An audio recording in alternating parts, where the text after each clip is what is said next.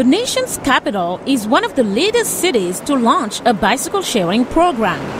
Washingtonians and visitors have eagerly embraced it. I love it. I use it every single day to get to school. As soon as I saw it, in DC, I just joined it automatically. It's a great transportation system, and I wish a lot more people used it because I think DC is too condensed with cars. Chris Holben is the project manager for Washington, D.C.'s Capital Bike Share, a program that offers daily, monthly, and yearly access to public bikes across the District of Columbia and parts of neighboring Virginia.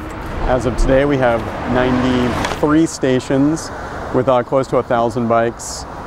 15 more stations in Arlington County as our partner with another 100 bikes there.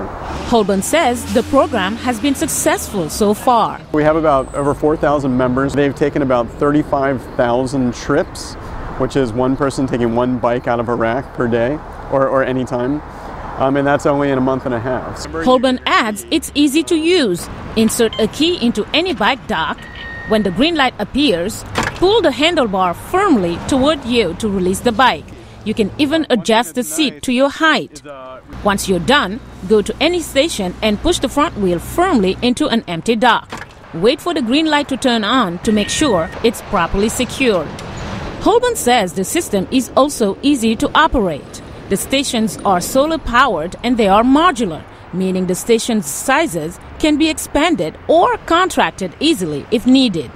Fees range from a daily rate of $5 to $75 a year for members, which amounts to 20 cents a day. The first half hour is always free.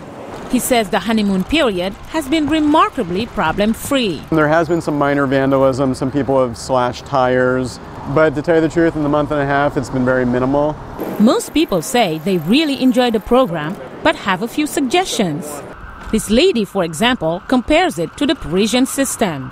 It's great to do your food shopping, but that the carts is just a little too small as compared to the one in Paris. This student didn't have a problem with the basket size. She can easily fit in her book bag, but she had some problems finding stations. They don't really have interactive maps yet, and it's hard if you don't have an iPhone to know where the next place is. Even those who have their own bikes, like Michael Williams, can imagine using the system.